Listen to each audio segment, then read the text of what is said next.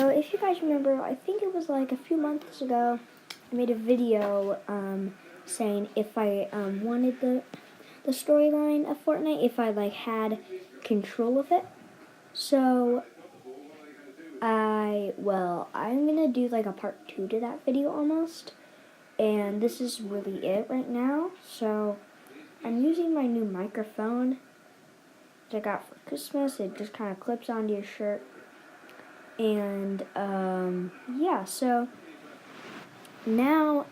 right now we're gonna go really deep into the story, because last time I really just showed you a timeline kind of thing. I just like told you what happened in the events.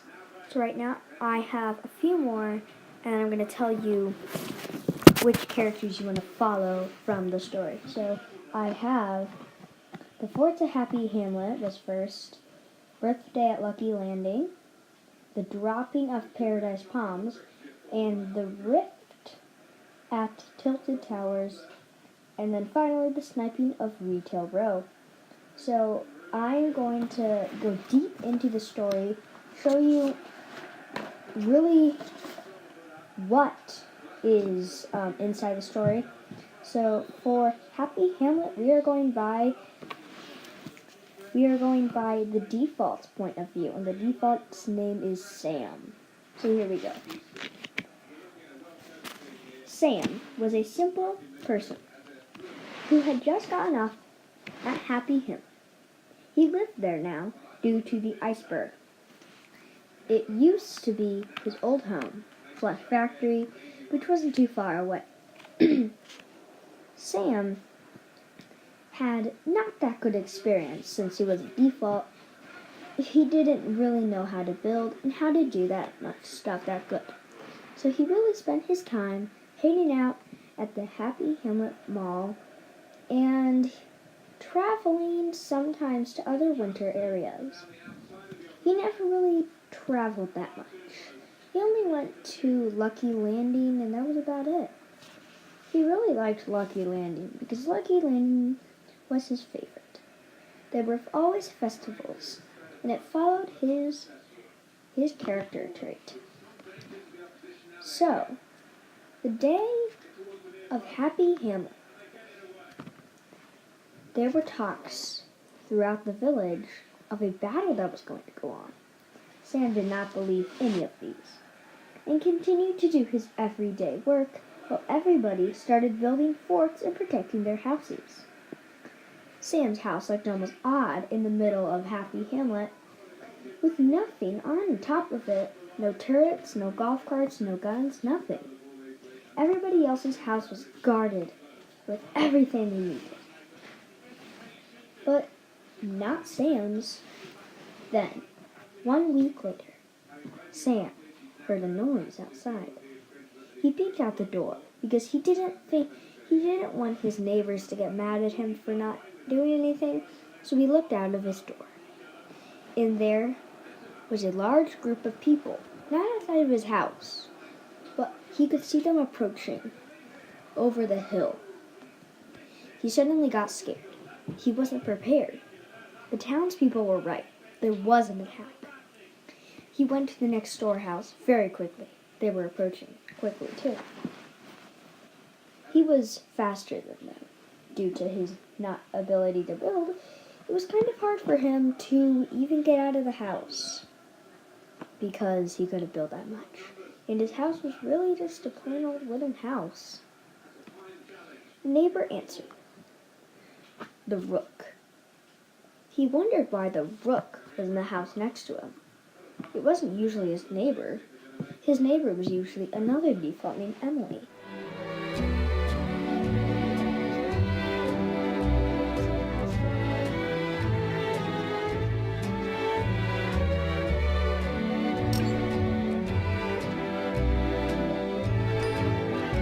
That Emily was upstairs.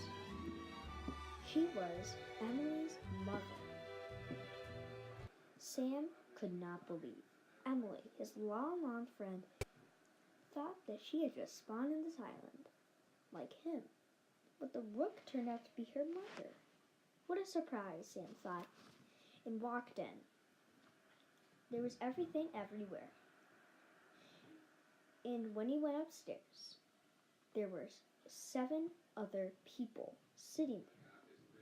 He saw Sledgehammer, Sunstrider, Huntress, Redline, Chompster, Ragnarok, Magnus, and Drift.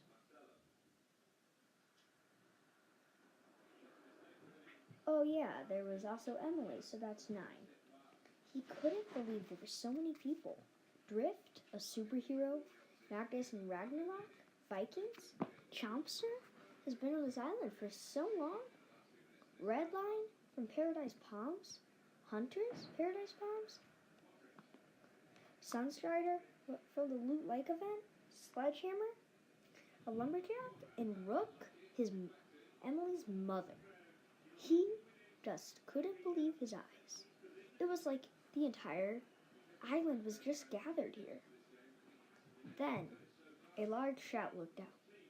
He saw the entire army crack shot in front of them. He looked like he was the leader of it. Everybody started shouting at them, "Traitors!" in words that you would use if somebody was off of your team. People shouted spies. People shouted unpolite people. But Crackshot didn't say a word. He sounded. So Crackshot just stood there. Not a word from anybody. Not the army, not Crackshot, not anyone in the room. But Sam could notice there were townspeople by their windows. And even some townspeople aiming. Then the first shot was fired. It hit the person right next to Crackshot. Crackshot looked around, making sure everybody had no snipers. Then, when Sam looked next to him, Redline had a sniper in her hands. She shrugged at him and then burst out of the back of the room. She went out of the house, and they could hear her golf cart leaving as she rode away. They were left behind. The Rook looked at Sledgehammer. She was a very talented warrior. She could take 5 minutes, said Sledgehammer. A shaking head. Ragnarok approached them. She's only a bike rider.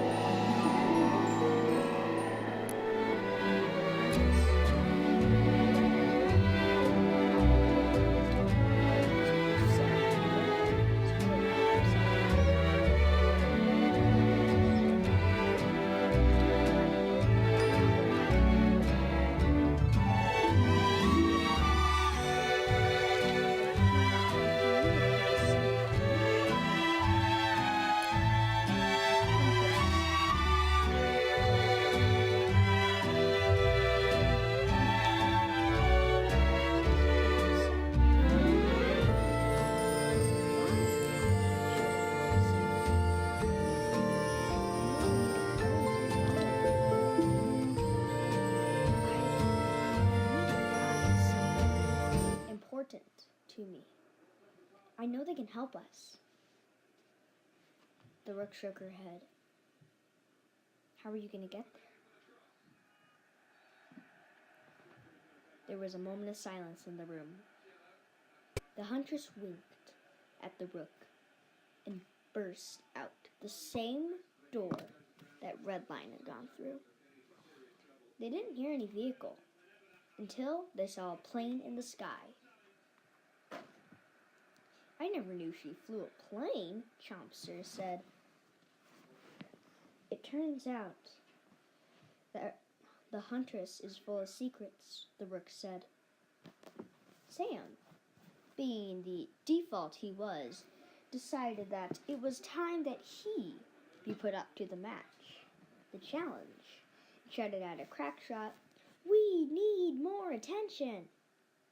Everybody in the room, in the village, all the men, and Crackshot himself, looked at Sam like he had just discovered a gray pistol and called it a scar.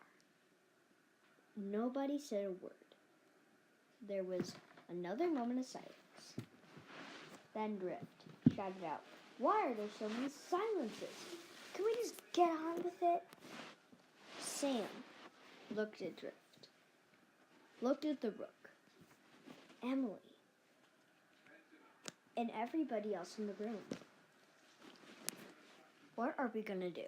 We're no match for him." The Rook looked at Sam. "We might not be in number, but we are in strength."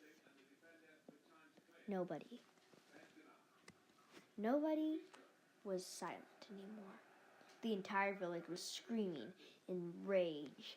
Why wasn't Crackshot attacking, and why was he just standing there like a fool? Then the entire village started firing until planes flew down and started attacking. Then another wave. "Bombers," said Emily. She could tell because she saw people on the sides holding different types of bombs.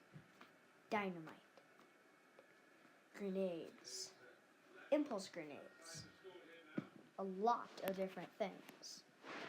They bombed everything, including the house.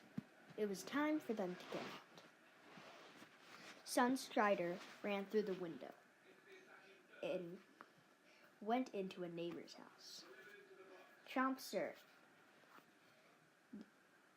Ragnarok, Magnus, Sam, Emily, the Rook said, "We all need to meet up. No matter where we go, just meet up." "Where?" Sam said. "I don't know. Somewhere quick. Paradise Palms," shouted out Chompster. "Yes, let's all meet there, no matter where we go. Meet there by tomorrow." Now, everybody ran away. Sam and Emily and the Rook all went together in one golf cart.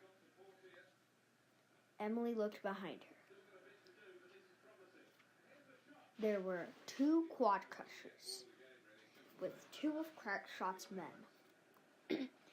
They had 2 guns and were ready to fire at any minute.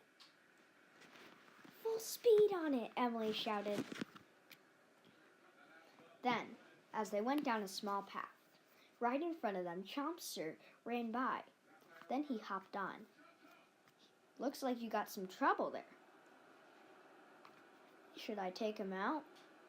Sam and Chompster started shooting the men one by one, killing them until both of the quad crushers were gone.